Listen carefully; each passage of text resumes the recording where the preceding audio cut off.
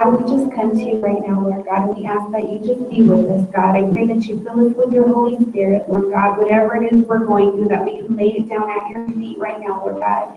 We release all of our burdens to you, the 10-week stress of being in school, our worries about finals, God. We release it to you right now, Lord God, and I just ask that you replace that with your love, your peace, and your joy, God. I just know that scripture you've been giving to me about with man. It looks impossible, God, but with you, nothing is impossible. So that's not just for me, Lord God, but that applies to each and every single one of us that has their ears open to hear this right now, Lord God. So I just pray we lay our burdens down and cast our cares upon you, Lord God, and you will lift us up on wings like eagles, Lord God. So we just praise you, God. I just ask that you be with us. Let us soar, Lord God. Be with us. Give us peace in everything that we do, Lord God. We just praise you, God. I just pray that we'll meditate on the word you bring forth today, Lord God, and it'll stick with us, Lord God. And we just love you and praise you in Jesus' name. Amen.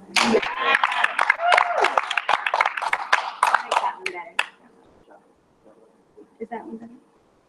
Praise the Lord. Can you hear me better? Here? I read about a movement, one of the Great Awakenings. You guys remember which one it was?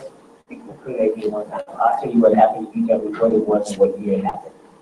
We have been enough so that you doctor yet. Oh, Lord. What's up? I have it, sir. Yeah, I'll wait. So what was the awakening where it happened, where the young lady was baptized in the Spirit, began to be done, and then began to play the piano, and she had never played the piano before? Was it in 1906? That it would be if we were playing Jeopardy. When you ask the question. That's the answer. Well, I'm actually asking you. That's not like I got the answer. I remember that lady we did that big report on. I remember you telling me she went about, she did orphanages and stuff like that too, right? Yeah. Her. I can't remember. That was the one that went to India. Mm-hmm. Never played before, and she baptized in the Spirit, and then she began to play in that service. I'm waiting for that to happen. Actually, that's the testimony for my Lord. I left it on the Oh. I got most of it. There was some other things I had written down. Share with you guys, but not this time. Anyway, please remind me. Bill Tinker, if you look at that name, he's another young man who had that same testimony that he had learned to play before, and Lord anointed him to play. He plays now to this day. So I'm just speaking that over into the atmosphere right now, so that one day you guys can just walk in here, be there right to the instrument, and begin to play. Yes, I received that. Amen. I know chords. I know chords. Chords. Oh, you know chords. In a chord, like in one chord. No, I know chords. Okay.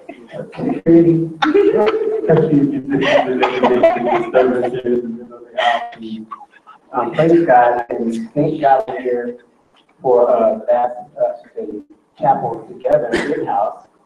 And this is blessing. Let's just give God praise for this.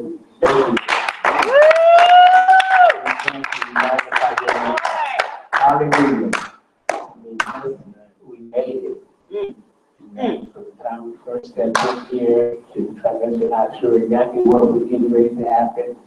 And even though, again, as many of the investors and things we've come across, not knowing what we were going to encounter, teachers we hadn't taken, or the systems that had changed, you're still here.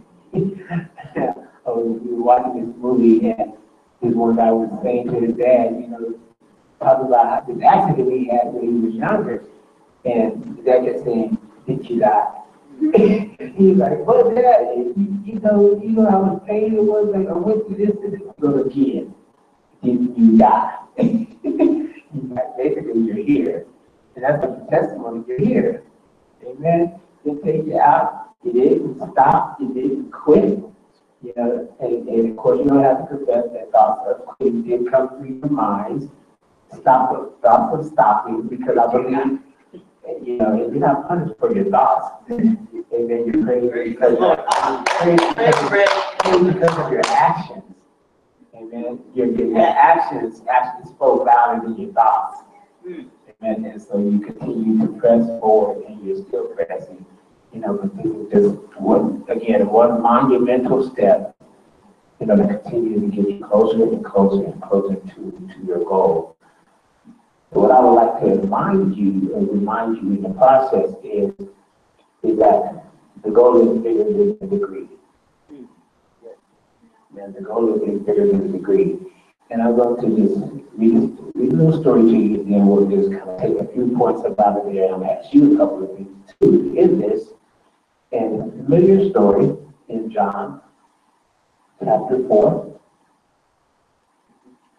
And it starts, therefore, when the Lord knew that the Pharisees had heard that Jesus made and baptized more disciples than John, but Jesus himself did not baptize but his disciples, he left Judea and departed again to Galilee, but he needed to go through Samaria. Can somebody tell me what was the problem with this? What was the issue with this route? You know what the issue was with this route? Jesus going through Samaria. The Samaritans were considered unclean, mixed breeds. Oh, they were considered like mixed breeds, unclean, not. Yeah. Yeah, you know, basically. Yeah, this is school of permanent bitches, right? Y'all acting shy. Right. In the good international version, in the HI. Oh no.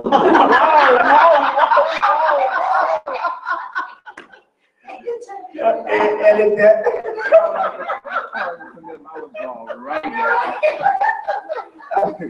Oh my. I would have said the Stockton version. Praise the Lord. Okay, please read that. Yes, sir. Yes, version. So he came to a city of Samaria, which is called Sychar, near the plot of ground that Jacob gave to his son Joseph. Now Sychar was a place that actually meant falsehood and drunkenness. Put the note, that's a side note. Now Jacob's well was there. Jesus, therefore, being weary from his journey, sat thus by the well. It was about the 6th hour.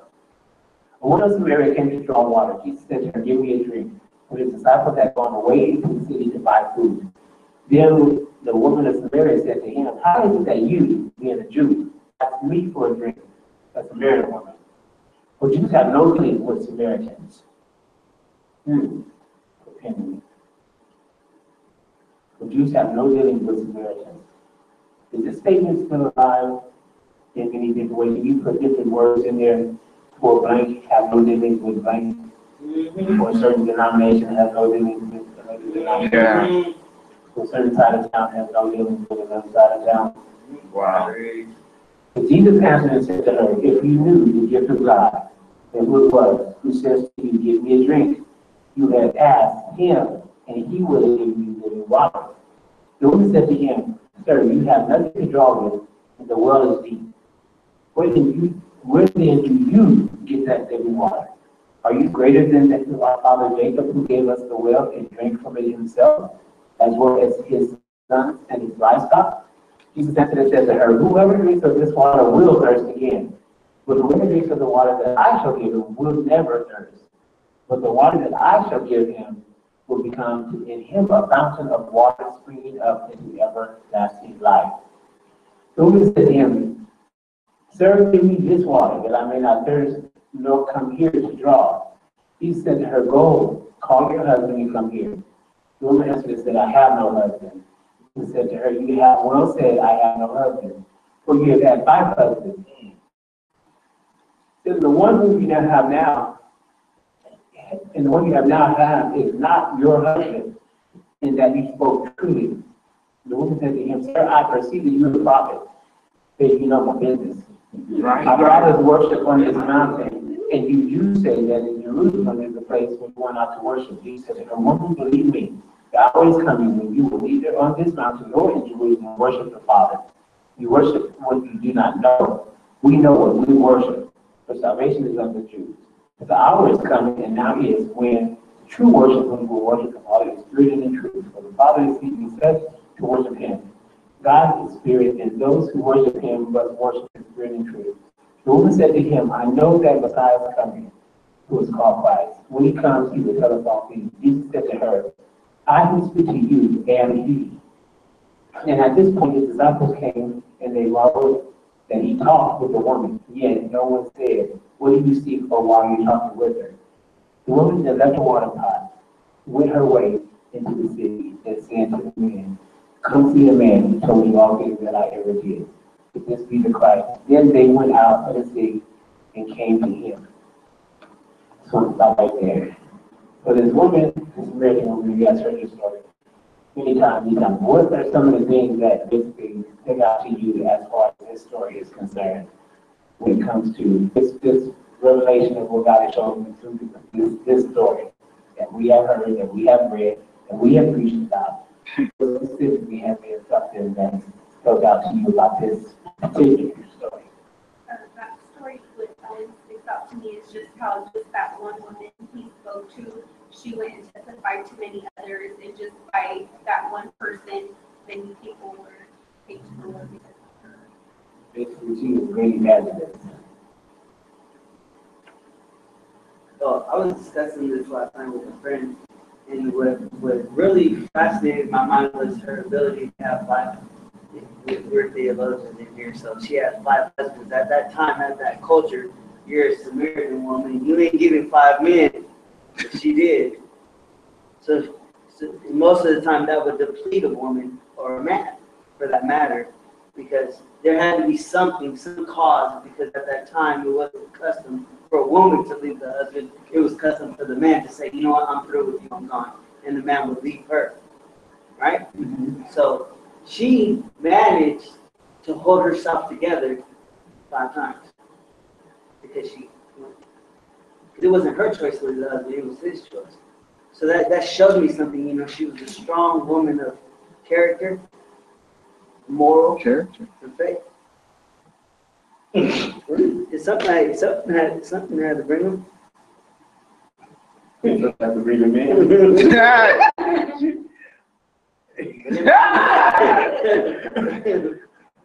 I think that, but I'm putting down. Pastors.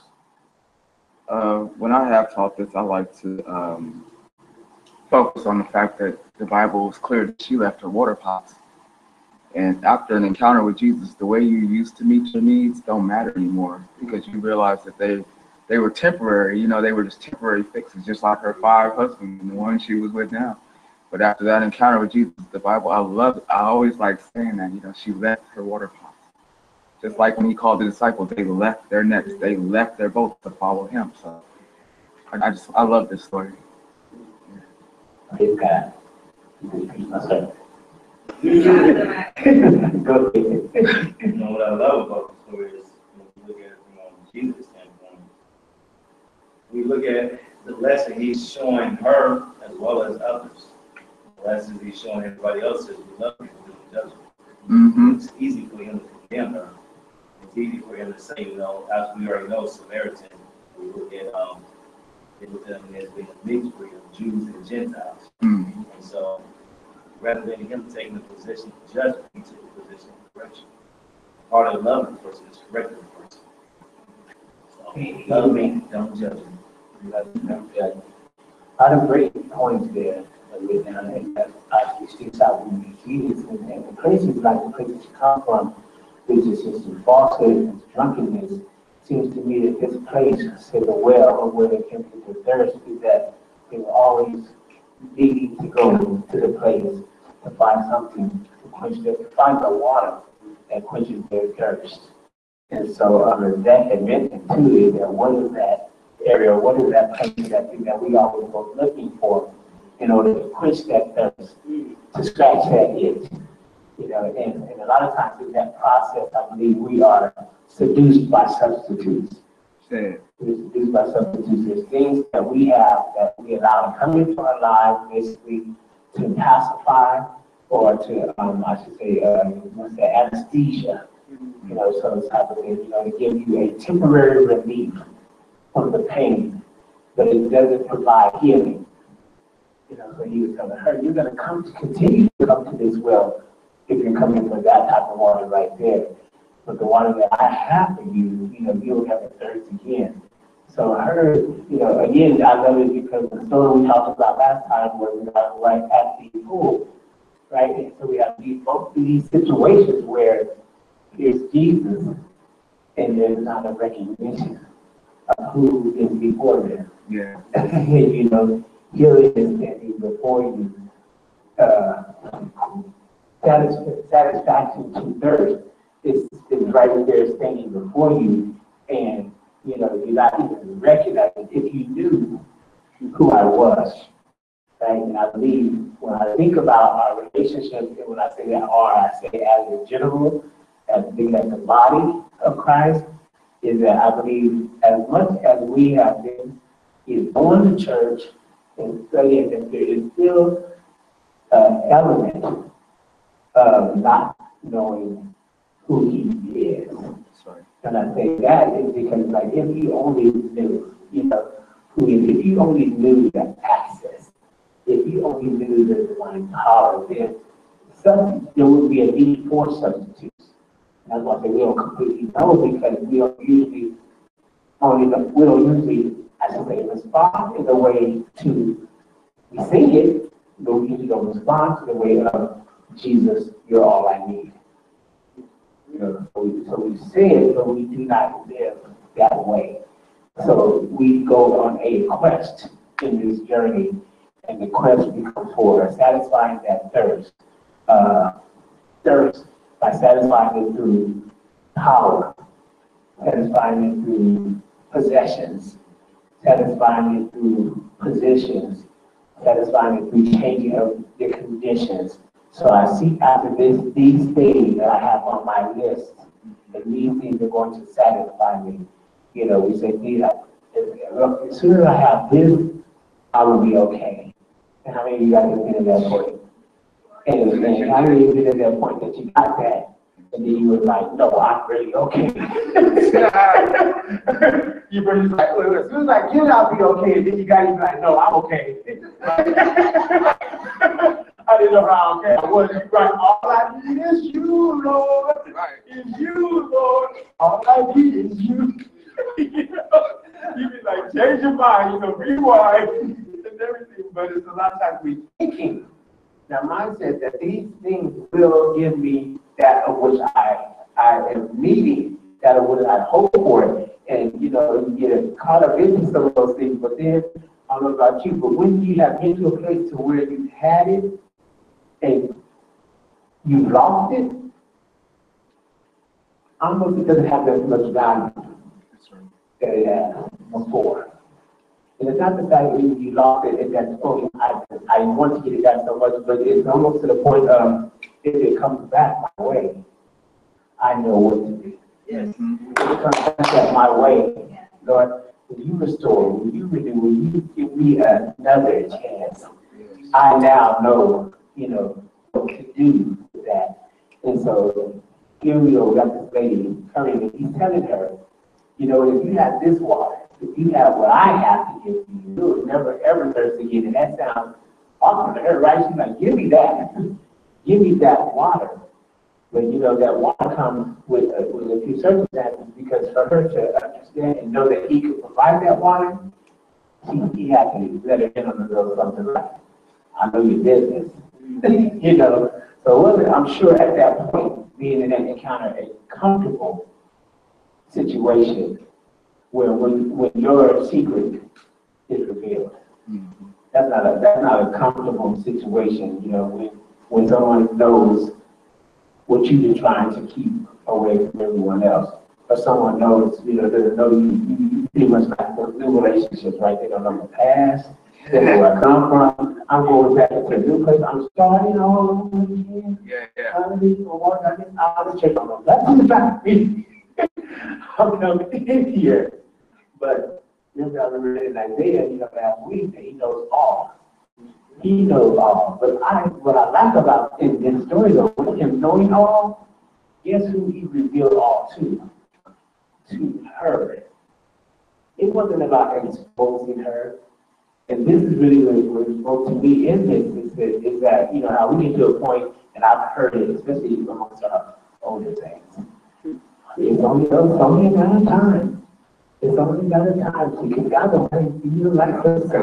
And they don't make you, you know, all that stuff is going to come. You're going to pull the covers off, and the fact was, ever since the dark will come to light, they start pulling all other things they ever learned in real context one. You know, and honestly, it's just a matter of time, you know, and everything.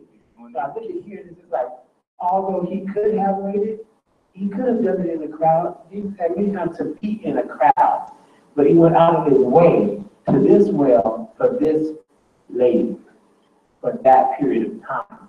And just like the man who got the pool, her condition caught his attention. Right? And so that's what I'm saying to you. Whatever that is, it's your condition. I mean, catches his attention. Because where's the best place to provide a healing? Where's the best place to provide a deliverance? Where's the best place to reveal himself? Is in the midst of your situation that only he can make, that only he can turn around, only he can change. And so I just thought as a loving father is that he wasn't a crowd of people. You know, he wasn't about embarrassing someone. So when you think about our loving God, why is it, do you think, why would you call loving God someone who wants to expose you to the world? I mean, isn't there more consequences that go along with that? Especially if we have people like that are in position, you know, especially we'll see people that are in high positions or celebrities or something like that, or, you know, major evangelists or preachers and stuff like that. And we'll be the first one to be like, and God pulls the covers back, and he did that. But is that the same father that cares about everyone that is, you know, going through, or everyone that's following the person, everyone that's connected to the person, the effect, the ripple effect that it has as it goes from one down to the next, all the way to somebody who said that they don't even want to believe in church anymore because of that person? Do you think that that's something that God would orchestrate? Absolutely not. Not our God. And so in that sense, you see even more how much more of a loving father he is by telling you what happens. So if there is exposure, well, you understand where it comes from, and also how many times and how much grace and how much mercy has been upon you in order for you to just say, I'm done. I surrender. I give it all to you, right? And then, you know, I mean, how many times if you just think about certain situations and think it counts? Yeah, I should have, you know, I could have right there, or there was a door right there, or there was an out right there, and everything. And so usually what we see in these falls or in these scripts or in these, you know, things that happen is that the repentance usually has come after the world's exposure, not God's. Right? He's looking for, he wants you prepared, renewed, restored, and continue to move forward. So it is your own place. He confronts you at that place and says, I've got something for you to where you don't need that anymore. That thing that makes you, you know, feel whatever makes you feel. And I know for me, it was my appetite, my food, my uncontrollable eating patterns, you know, that I had. And I remember I used to think at one point that, you know, okay, I'm in church right now, I shouldn't be doing such. It wasn't about my eating because, you know, hey, everybody was big in my church. I just thought, you know, that, hey, I'm in it now, I'm saved. You know, you get saved, you get active, you go out to eat after church, you get big like everybody else, right? And then I thought I should really start learning how to play, you know, the organ or the piano too, because there's some really good sturdy benches, because the people I said, you know, I was like, I mean, this is my thought process. And if you get big and you get happy, you start going to church. Because everybody gets big when they go to church. Ain't nobody's kidding in my church. Not that I was coming up. You were the norm. You were not the norm. Getting big was not the norm. But then what God showed me there is that he said it's not that though. He was like, because I'm thinking too, now that I'm in the church, okay, I got to stop all these other things. You know, the top 10, you know, there's drugs, rock and roll, R&B, and rap. You know, the top 10 list, you know, that you get up and just tell everybody and everybody shout for. you know, but you say, I am not overeating. Praise the Lord. Right. But he showed me, he was like, the problem is in your tongue. He was just like, once you surrender that, you get that under control. Those other big things that you consider big mountains, those will also be able to be under control. Give me that, you know, because that's your real thing. That's your real coping, you know, mechanism, so to speak. And so, and it wasn't a corporate thing. It was something that led to, I should say, visible consequences. I remember before getting up for my first sermon, I just told the Lord, I said, Lord, a lot of people have things that people don't see. They can be functional, you know, addicts, they can be functional, alcoholics, they can be functional. I said, mine's all over me. People can see what, you know, my struggle. And I said, when I stand up to preach the word, I want there to be a physical manifestation of the change that you have made. It represents the change you have made to be on the inside. And he spoke to me as water and walking.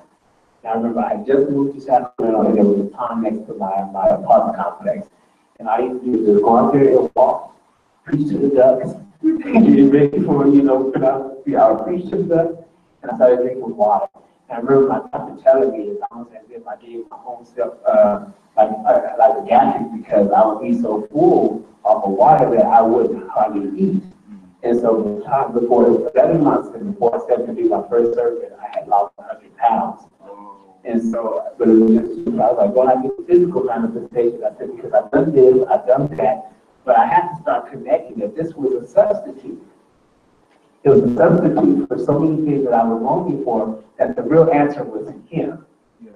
That the real answer truly was him. And so, I mean, I'm going to do the next slide for you to think of it, but how many things have you placed in your life to be substitutes and they're really not satisfying? I mean, how many can you think of that it's really not as good as you thought it was?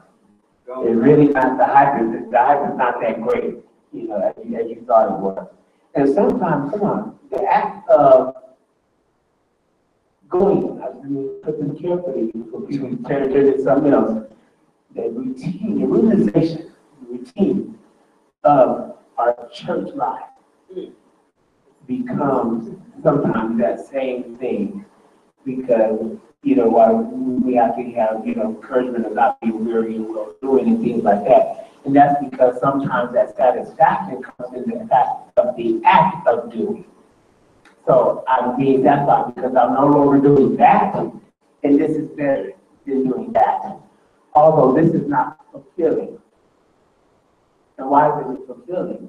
Is because I then got into routine and I become an impulse Christian that I just do because this is what we're supposed to do. Wow. Instead of doing because he told me.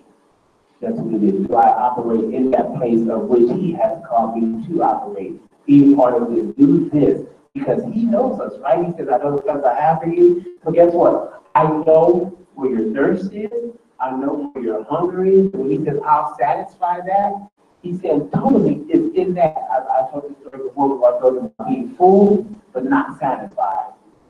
And there was one time we went to a restaurant, we were in South Carolina, and we were so hungry afterwards, this meeting, and we heard that there was a soul food restaurant down the street.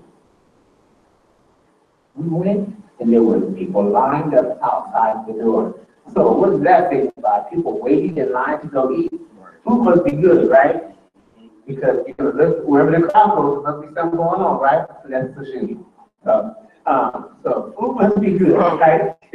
And so we stood in line, waited all that time, looking at the menu, like pre-ordering our stuff already in our mind, salivating, you know, everything. Then we sit down, and from the very first experience, it was all bad. The food was all bad. I don't even remember the restaurant I would put it out right now. But it was bad. And you know what we did? We ate, we complained. We complained, and we ate some more. And we kept eating, and we complained.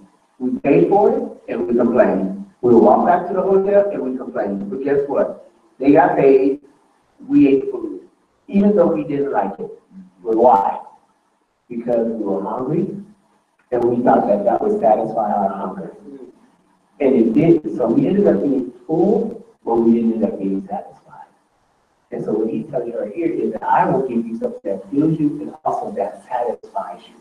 So how many times have you been full, but it like that wasn't it? You'd be like, you know what, that wasn't it right there. That didn't quite hit the spot right there.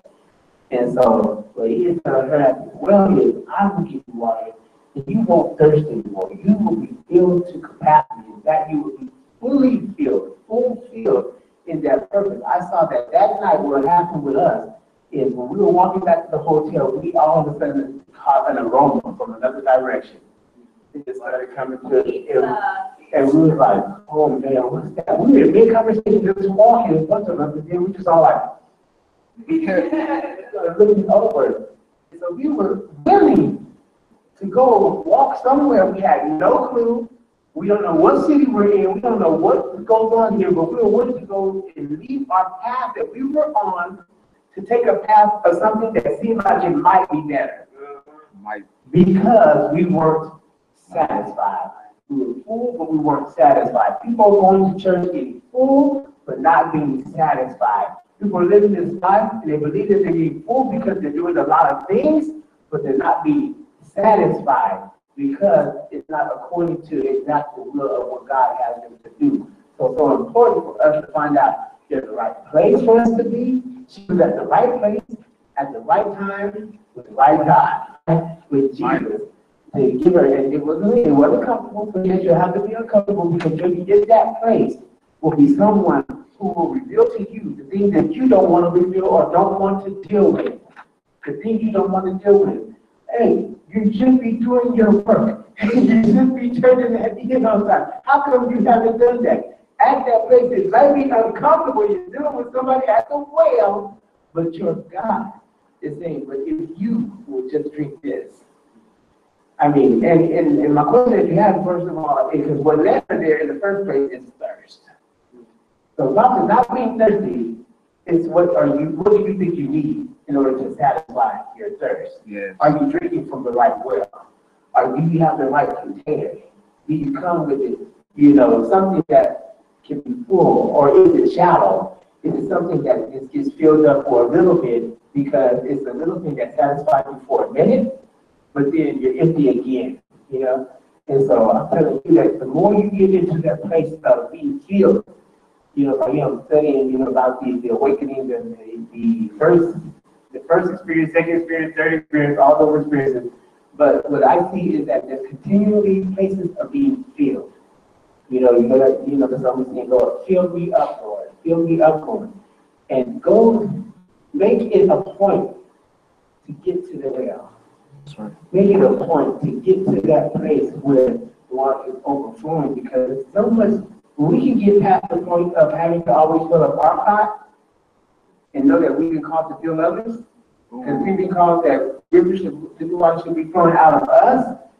Then, we can really talk about, okay, what's not going on there. We're doing our job at the waterfall, and then we'll see what things it is. But we have a lot of leaks in our house. We go in there with the wrong, like what Jack said. It's right here, I got this at a temple, and that was the main thing that stuck out to me too. Is that after she got filled with what he had, she had left what she bought to be filled up. That's right. So that thing that she thought she needed, she forgot about it. So in his presence, that thing that you think you need, oh God, I need a husband, oh God, I need a wife, oh God, I need a so-and-so. At the point of being filled up with him, you will leave the things that you think need to be filled, and when you totally have been filled with him. And I'm saying, as a part to wrap this up, as far as students are concerned, we got to make the turn and get you guys as students, is how do you show up to your class? How do you show up to school? Do you show up thirsty? And is it thirsty for more of him? Or do you just say, just let me get enough water to get me through this class today? And I say, I know what that feels like. Just give me how many more breaks we have. We got about 3 more 15-minute breaks. Okay, yes, I mean, yes, we got that. I just came with enough capacity in order for you to give me just this today. But when you understand how big the vessel is that you are, you know, the prayer I believe we should be praying is, Lord, expand my capacity. You know, I know how I feel about this situation right here. I know how how this is, this class is, and how I feel about this situation or this teacher or this assignment. Give me the capacity, pull out of me, God, what it is that I need in order to pull out the best through this so I can see something I never saw coming. She got something she never saw coming. And I believe that the way we show up in that place is that even with all the obstacles, is that at the end of the journey, at the end of the day, is that you're able to see, no matter what it was worth it. I grew. My water was, I was filled even the more. And I believe he said, if you ask me, then I will give it to you, right? And so he's a loving father. So no matter what it is, I believe that we go into that situation and understand it's more. It's more to this than what I'm seeing. It's more to this than what I'm looking at. My distraction of my fear, what I'm feeling about you, teacher, right now. But the thing is that Lord, expand my capacity to learn what you have for me. Give me something divine in this situation right here that is, pertinent to what you have called me to do. That there's nothing, you may not have a God who is confined to time, but you're also not a God who wastes it. Amen. So understand that he understands the conditions you do show up in is that catches his attention. But I'm telling you, if you're having that time within that class, just go away, get to that well, and let him refresh you and fill you again, and give you a different view, because that view is needed. It's not just needed for you, but look how many people were affected that received that detail. Look how many people were like, that's why whenever we see somebody that comes to me and really they don't get what God has for them, it's not like we're happy about that. We're like, well, that produces a negative response to something we know God has given us with. So somebody that comes out or leaves or quits or has a bad experience, it's a negative response. Those of you that know about ministry or anything like that, if somebody leaves and they have an issue or whatever, they're not going out telling people how long your church is, right? How wonderful you are, right? When it is wonderful, they don't talk as much as they talk when it's not. They spread more about the end than they did evangelize before that, right? All of a sudden, the spirit of evangelism just comes over. Let me tell you something about this. Good never was everything about Jesus like that. Anyway, I digress. So, can you hear me? I'm not feeling it. Yeah. I digress. So, again, let him fill you up. And leave all that other stuff. All I need is you. Can I tell you another story? Or you want to shut off? That's the first one? Okay, God bless you all. God, I'll tell you this is sort of one for you.